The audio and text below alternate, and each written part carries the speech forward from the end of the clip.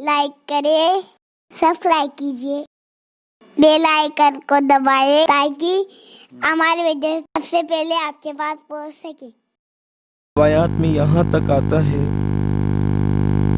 کہ اللہ تبارک و تعالی اس رات میں جس کو ہم شب برات یا نصف شعبان کی شب کہتے ہیں، اس میں اللہ تبارک و تعالی سال بھر آئندہ سال میں جتنے واقعات رونما ہونے والے ہیں ان سب کے فیصلے کیے جاتے ہیں اور وہ نوشتے فرشتوں کے سپرد کیے جاتے ہیں۔ مثال کے طور پر اس سال میں کتنے لوگ پیدا ہوں گے، کتنوں کا انتقال ہوگا، کتنا اناج اگے گا، کتنی بارش برسے گی، اس طرح کی روایات کتب احادیث میں ملتی ہے۔ اگرچہ اس کی بعض روایات پر محدثین نے بعض روایات کی سند پر محدثین نے ضعف کا حکم لگایا ہے، لیکن یہ بات بھی تھوڑی بہت دینی علم کی سوجھ بوجھ رکھنے والے لوگوں کو پتہ ہے کہ فضائل اعمال میں یعنی وہ احادیث جس کا تعلق عقیدے سے نہ ہو اور احکامات کا استنباط اس سے نہ کیا جا رہا ہو، بلکہ اس میں کسی عمل کی فضیلت بیان کی جا رہی ہو، اس سلسلے میں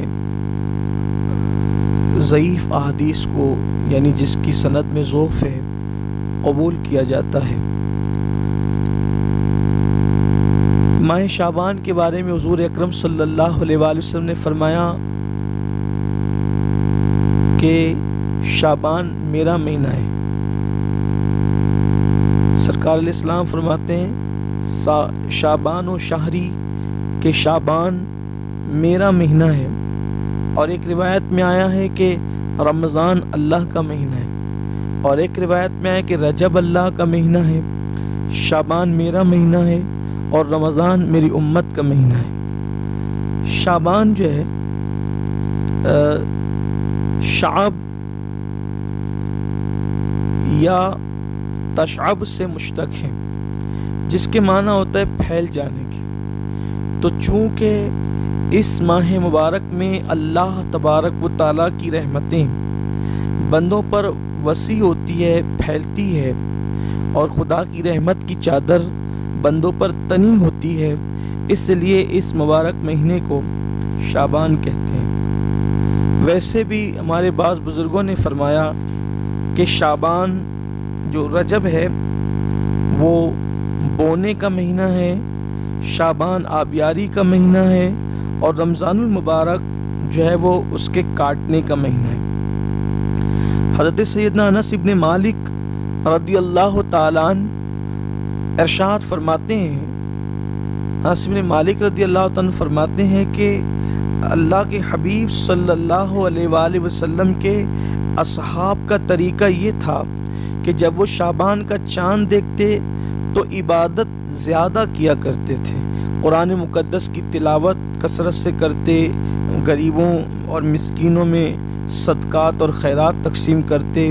روزوں کا اہتمام کرتے، بلکہ ام المومنین حضرت عائشہ صدیقہ رضی اللہ تعالیٰ عنہ خود فرماتی ہیں کہ میں نے اتنی کثرت کے ساتھ اللہ کے حبیب صلی اللہ علیہ وآلہ وسلم کو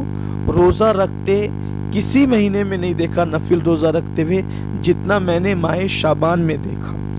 بلکہ اللہ کے حبیب صلی اللہ علیہ وآلہ وسلم سے پوچھا گیا کہ یا رسول اللہ صلی اللہ علیہ وآلہ وسلم، آپ جتنا ماہ شعبان میں روزہ رکھتے ہیں اتنا کسی اور مہینے میں نہیں رکھتے، یعنی نفل روزہ۔ رمضان شریف کے روزے تو فرض ہے، نوافل روزوں کا اہتمام، نفل روزوں کا اہتمام آپ کسی اور مہینے میں اتنا کثرت سے نہیں کرتے جتنا ماہ شعبان میں کرتے ہیں۔ تو اللہ کے حبیب صلی اللہ علیہ وآلہ وسلم نے ارشاد فرمایا کہ ماہ شعبان میں روزہ رکھنے کی وجہ یہ ہے کہ اس ماہ مبارک میں اللہ تبارک و تعالیٰ اپنے بندوں کی موت کا فیصلہ کرتا ہے، اور بندوں کی موت لکھی جاتی ہے تو اللہ کے حبیب صلی اللہ علیہ وآلہ وسلم فرماتے ہیں کہ میری خواہش یہ ہے کہ جس وقت قدرت کی طرف سے میری موت کا فیصلہ ہو رہا ہو تو اس وقت میں روزے کی حالت میں رہوں۔ حالانکہ یہ تعلیم امت کے لیے ہے۔ آقا کریم صلی اللہ علیہ وآلہ وسلم نے ارشاد فرمایا کہ 4 راتیں ایسی ہیں، اور ایک روایت میں 5 راتوں کا ذکر ہے، کہ جس میں عبادت کرنے والوں کے لیے اللہ تبارک و تعالی نیکیوں کا دروازہ کھول دیتا ہے۔ اور ایک روایت میں یہ بھی آیا ہے کہ 5 راتیں ایسی ہیں کہ اگر ان میں بندہ عبادت کرے تو اللہ تبارک و تعالی اس دن، جس دن لوگوں کے دل لرزہ براندام ہوں گے، اس دن اللہ تبارک و تعالی ان راتوں میں عبادت کرنے والوں کو جو ہے وہ وحشت سے، گھبراہٹ سے سکون اور اطمینان عطا فرمائے گا۔ وہ 5 راتیں یہ ہے: عید الاضحیٰ کی شب، یعنی کہ شوال کی پہلی رات جسے ہم چاند رات کہتے ہیں، عید کی چاند رات۔ اسی طرح